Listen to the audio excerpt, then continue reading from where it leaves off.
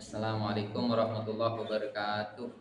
Perkenalkan, nama saya Herman, guru Bahasa Indonesia SMK Tahfidzul Quran Dempo Timur, Pasean Pamekasan. Dan pada saat ini saya akan melaksanakan UKIN PPG tahun ajaran 2025 di LP3 Universitas Trunojoyo dengan nomor induk mahasiswa 240661102603. Mari kita saksikan bersama. Assalamualaikum warahmatullahi wabarakatuh. Waalaikumsalam warahmatullahi wabarakatuh. Selamat pagi. Pagi. Selamat pagi. Pagi. Bagaimana kabarnya? Alhamdulillah baik. Kami mohon untuk memimpin doa kepada Ananda Muhammad Iqbal Ramadhani. Dipersilakan maju ke depan. Sebelum berjalan dimulai ibadahnya, kita membaca doa bersama. Bismillahirrahmanirrahim. Raditu billahi rabban wa sadaqallahul azim. Waalaikumsalam warahmatullahi wabarakatuh. Terima kasih kepada Ananda Iqbal Ramadhani. Selanjutnya, marilah kita membacakan lagu bangsa Indonesia Raya. Pemimpinnya kepada Ananda Rofidatul Jannah. Dipersilakan maju ke depan. Baik, kepada teman-temanku silahkan berdiri. Indonesia tanah airku, tanah tumpah darah. Indonesia yang merdeka, merdeka, hiduplah Indonesia Raya. Baik, silakan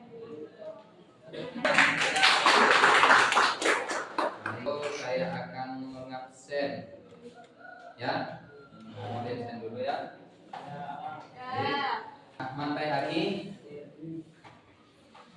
Ahmad Fahriyadi, Sinta Nuria. Baik. Sebelum masuk ke materi pelajaran saat ini, maka terlebih dahulu saya akan menanyakan pelajaran yang kemarin kita pelajari. Pelajaran tentang apa? berita. Coba, kira-kira apa yang dinamakan berita? Informasi aktual. Informasi Aktual. Coba, ada berapa komponen atau unsur yang harus ada dalam sebuah berita? 5W. Apa ya? When kapan, apa, fungsi apa, bagaimana, when kapan, itu. Baik. Sebelum beberapa slide materi tentang majas. Perhatikan. Baik. Coba, apa yang dinamakan majas? Gaya bahasa. Kelihatan. Apa sih yang dinamakan majas? Apa yang dinamakan majas? Coba kira-kira apa yang dinamakan majas? Gaya bahasa yang bagaimana? Nah, perhatikan. Majas adalah salah satu bentuk gaya bahasa untuk mendapatkan suasana dalam sebuah kalimat agar semakin hidup. Mudahnya yang dinamakan majas adalah bisa kita pahami bahwa majas itu menjadi ungkapan yang dapat menghidupkan suatu kalimat. Majas melakukan penyimpangan dari makna dari suatu kata yang biasa digunakan. Ini baik. Selanjutnya masuk ke jenis-jenis majas. Ya, jenis-jenis majas. Jenis-jenis majas dibagi menjadi 3. Menjadi 4 bagi. Yang pertama majas perbandingan. Yang pertama majas perbandingan. Yang kedua majas sindiran. Yang ketiga adalah majas penegasan. Yang keempat majas pertentangan. Coba kira-kira siapa yang tahu yang dinamakan majas perbandingan? Ada yang tidak tahu? Belum? Baik, kita pelajari dulu. Yang pertama, apa sih yang dinamakan majas perbandingan? Baik, coba apa? Majas perbandingan adalah majas yang membandingkan atau menyandingkan antara satu objek dengan objek lain. Artinya, majas perbandingan adalah merupakan majas yang membandingkan satu sama lain. Contoh, adapun majas yang termasuk ke dalam majas perbandingan antara lain, yang pertama majas personifikasi. Majas personifikasi. Apa yang dinamakan majas personifikasi? Yaitu apa? Yang pertama adalah majas personifikasi adalah yang pertama majas personifikasi, yang kedua metafora, kemudian yang ketiga metonimia, kemudian yang keempat smail atau asosiasi, kemudian yang kelima sinekdok, dan yang keenam yaitu alegori. Terus selanjutnya yang kedua yaitu majas pertentangan. Apa yang dinamakan majas pertentangan? Yaitu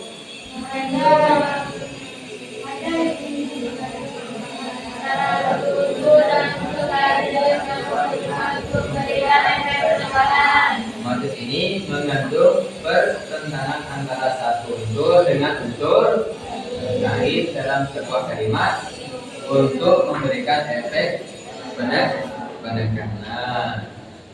Kemudian jenis-jenis majas pertentangan diantaranya: satu, majas hiperbola. Yang kedua, yang ketiga, Kratos. Yang keempat, baik. Selanjutnya yaitu majas sindiran. Majas sindiran adalah gaya bahasa yang digunakan untuk menyampaikan kritik atau komentar secara tidak langsung, seringkali dengan tujuan untuk menyindir atau mempertegas makna. Majas sindiran ini bisa disampaikan secara halus maupun kasar dan terdiri dari beberapa jenis. Nah, apa saja jenisnya? Yang pertama, majas sindiran ironi, majas sindiran sinisme, majas sindiran sarkasme. Jadi majas sindiran itu dibagi menjadi 3 bagian. Pertama ironi, yang kedua sinisme, dan yang ketiga adalah sarkasme. Apa saja jenis-jenis majas sindiran? Pertama, majas ironi. Apa yang dinamakan majas ironi? Yaitu menyatakan sesuatu yang berbalikan dengan maksud sebenarnya dengan menjadi secara halus. Menyatakan sesuatu yang berkebalikan dengan maksud sebenarnya dengan tujuan menyindir secara halus. Yang kedua yaitu majas sinisme. Apa yang dinamakan majas sinisme? Yaitu sindiran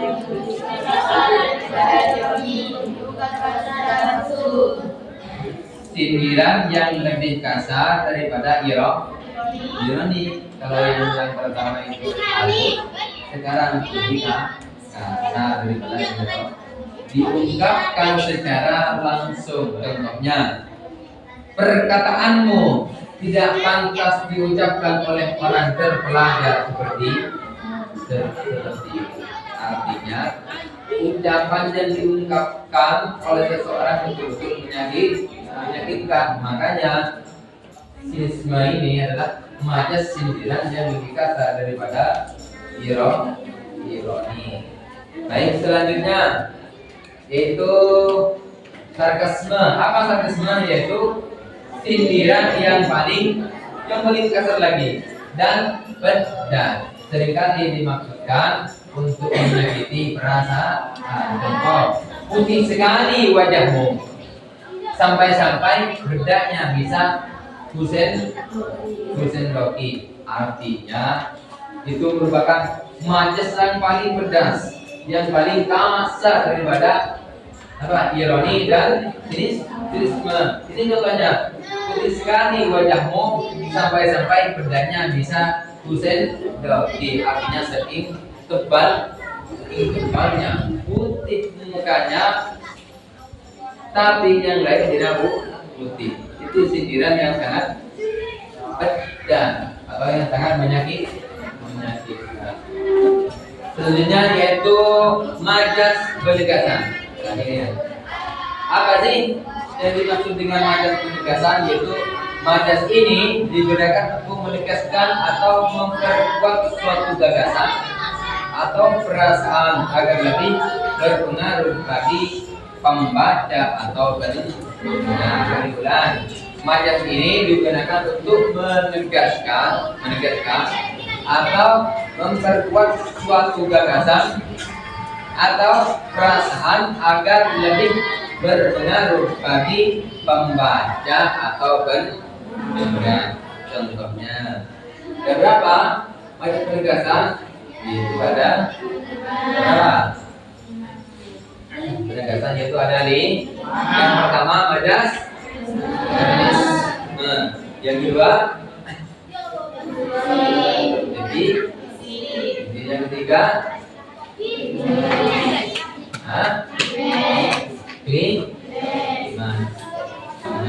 yang keempat anti klimaks. Kemudian selanjutnya yang kelima yaitu retorik atau retorika. Baik, kita masuk ke majas yang pertama. Definisi of konsep yang pertama, pleonasme. Apa ini? Ialah menampakkan kata-kata sebenarnya tidak perlu karena maknanya sudah terkandung dalam kata sebelumnya. Ialah menampakkan kata-kata sebelumnya tidak perlu, menambahkan kata-kata sebelumnya yang tidak perlu karena maknanya sudah terkandung dalam kata-kata sebelumnya. Contoh, ayo cepat turun ke bawah. Turun sudah pasti ke bawah. Ayo cepat turun ke bawah. Berarti menambahkan kata-kata yang tidak perlu ditambahkan yang sudah paham sebelumnya. Ayo semuanya turun ke bawah. Padahal turun pasti ke bawah. Silakan turun ke bawah. Karena sudah. Ayo masuk ke dalam. Silakan. Ayo siswa kelas 11 masuk ke dalam. Kata-kata masuk sudah ke dalam, tapi dipertegaskan. Yang terakhir yaitu retorika. Apa sih dari menamakan majas retorika? Yaitu kalimat tanya yang tidak memerlukan jawaban karena tujuannya adalah untuk menegaskan sesuatu. Yaitu majas retorika yaitu majas atau kalimat tanya yang tidak membutuhkan jawaban karena tujuannya untuk Untuk menegaskan sesuatu. Paham ya? Jadi selanjutnya kita pembentukan kelompok.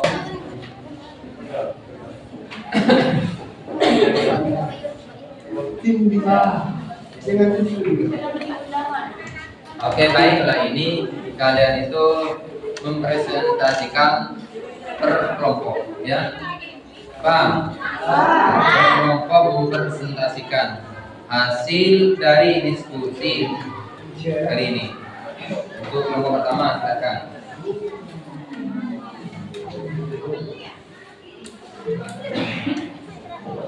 Di kelompok ini kalian memberikan atau mempresentasikan hasil dari diskusi. Ayo, silakan. Ya.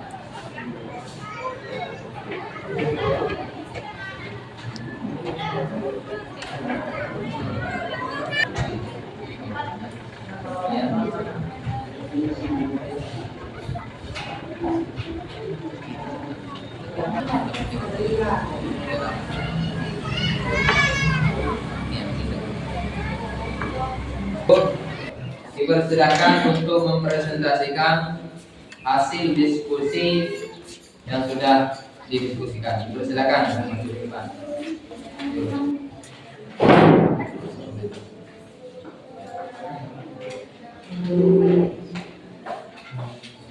Assalamualaikum warahmatullahi wabarakatuh. Warahmatullahi wabarakatuh. Perkenalkan, nama saya Muhammad Salman Farisi, kita di kelompok 4 yang dimana saya akan mempresentasikan majas penugasan. Oke, sebelum kita memasuki majas penugasan, apa itu majas? Yaitu majas adalah gaya bahasa yang digunakan dalam karya sastra atau percakapan sehari-hari untuk memberikan efek biasa dan bunyi negatif.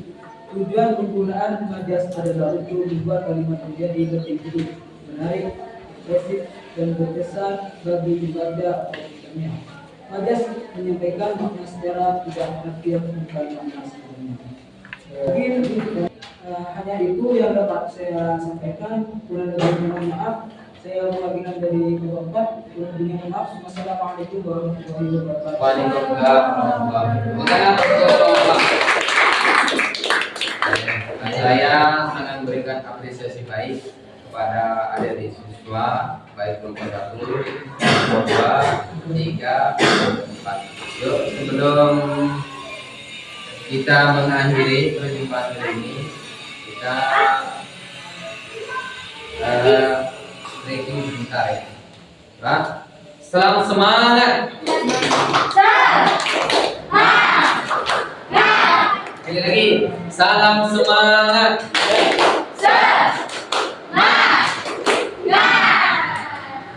Yuk, silakan semuanya berdiri dulu. Yuk, kita melatih kecerdasan otak kita. Coba, mana kepala? Kepala mana? Pundak mana?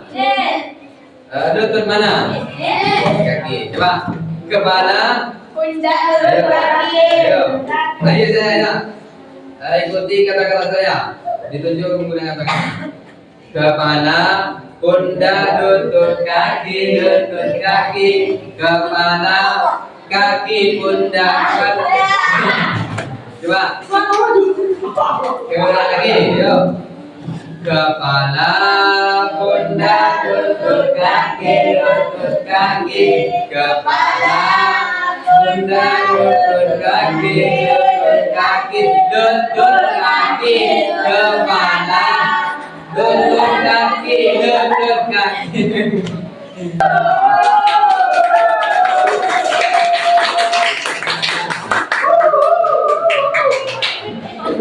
Dia dipastikan duduk kembali. Bagaimana menurut kalian pelajaran hari ini? Seru. Seru ya? Jadi kita belajar itu tidak boleh pusing-pusing. Belajar tetap belajar ya tetap belajar dan jangan membawa masalah untuk belajar. Artinya kita belajar jangan membawa masalah, tapi belajar tetap belajar. Semangat terus. Semoga apa yang kita dicita-citakan terjadi. Jadi kesimpulannya bahwasanya majaz itu merupakan salah satu elemen yang penting dalam bahasa dan sastra yang berfungsi untuk memperindah, memperkaya dan memberikan efek tertentu pada komunikasi. Dengan memahami berbagai jenis majaz, kita dapat mengapresiasi keindahan bahasa dan meningkatkan kemampuan komunikasi kita. Artinya ketika kita lebih mendalam belajar tentang majaz, maka tentunya perkataan kita semakin indah. Ketika kita membuat karya sastra, baik puisi, pantun, pidato dan lain sebagainya, kalau kita mengaitkan dengan menggunakan majaz, maka kalimat tersebut akan semakin indah. Karena majaz tersebut adalah untuk menghidupkan sebuah karya. Paham ya? Paham? Nanti? Paham? Paham semua? Baik. Sebelum pelajaran diakhiri, marilah kita tutup bersama dengan pembacaan doa. Maka terlebih dahulu kami akan mengulang kembali materi yang telah kita pelajari bersama. Coba, kira-kira apa yang dinamakan majaz? Gaya bahasa. Gaya bahasa. Coba, gaya bahasa atau majaz dibagi menjadi berapa? Dibagi menjadi 1 majaz, 2 majaz, 3 majaz, yang keempat majaz. Yang pertama majaz apa? Apa yang ada berapa majaz perbandingan? Yang pertama majaz, yang kedua, yang ketiga, yang keempat, yang kelima, yang keenam, yang kedua majaz apa? Pertentangan dibagi menjadi berapa? Yang pertama majaz, yang kedua majaz, yang ketiga, yang keempat, selanjutnya yang ketiga majaz apa? Majaz sindiran. Apa yang dinamakan majaz sindiran?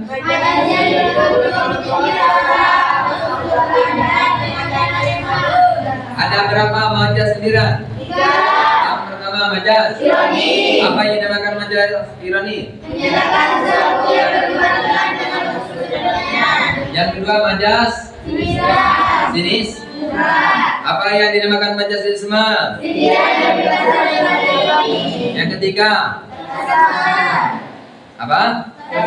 Sarkas. Apa yang dinamakan majaz sarkasme? Terus selanjutnya yang keempat ya? Yang ketiga? Yang keempat majaz apa? Majaz penegasan ada berapa? Ada di yang pertama majaz. Apa yang dinamakan majaz? Nah, yang kedua majaz repetisi. Apa yang dinamakan majaz repetisi? Contohnya?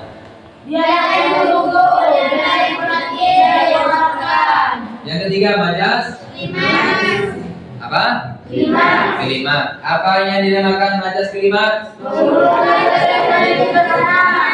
lagi. Yang dinamakan majaz kelimat? Contohnya?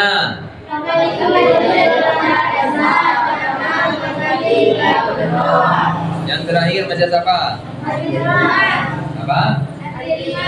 Anti kali kalimat. Yang terakhir adalah anti kali. Apa yang dinamakan majaz anti kalimat? Itu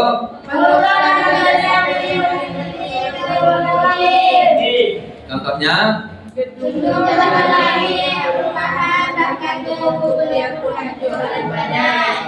Tepuk tangan semuanya. Baik, itulah merupakan materi yang telah kita pelajari bersama, yaitu tentang majas. Mudah-mudahan apa yang menjadi manfaat, barokah juga, dan harapan mudah-mudahan kalian itu bisa mengaplikasikan majas tersebut dalam bentuk karya sastra, baik karya tersebut menjadi puisi ataupun majalah, pidato, dan lain sebagainya. Pantun juga, karena banyak sekali nih kan kata-kata yang menggunakan majas ada di pantun, di puisi juga.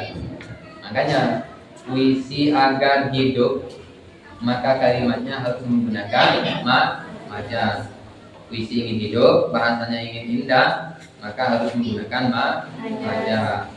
Misalkan kita membuat puisi tidak menggunakan majas, yang jelas pendengar itu kurang memberikan apresiasi. Kenapa? Karena pendengarnya sudah kurang baik. Masa orang yang membaca atau yang didengarkan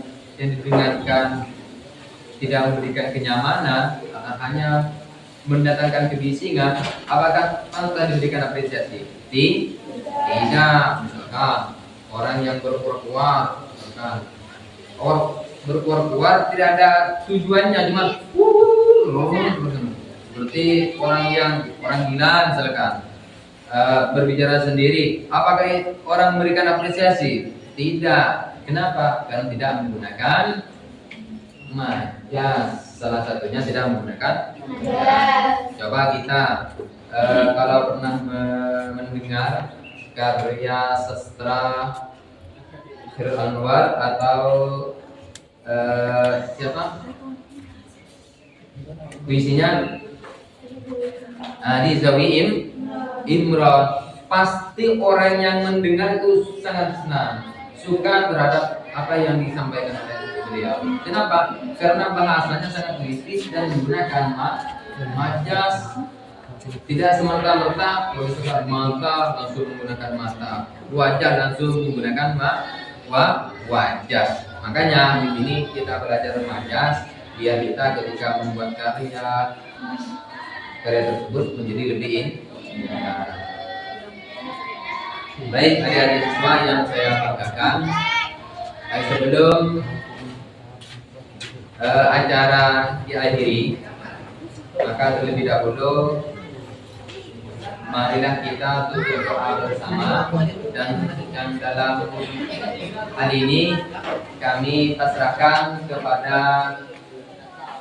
Ananda Iza Isfadana. Dipersilakan maju ke depan, maju berdiri. Dipersilakan memimpin doa bersama.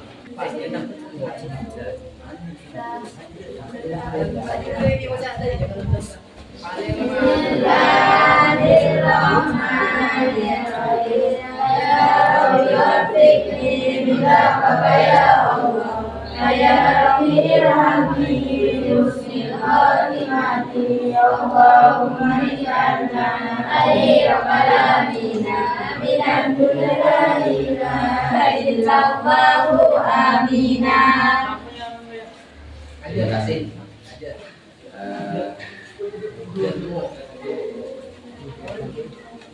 Waalaikumsalam warahmatullahi wabarakatuh. Mungkin kali ini pertemuan materi yang telah kita bahas mudah-mudahan barokah dan bermanfaat. Sekian dari kami. Hadanallahu wa iyyakum ihdinas siratal mustaqim. Assalamualaikum warahmatullahi wabarakatuh. Waalaikumsalam warahmatullahi wabarakatuh.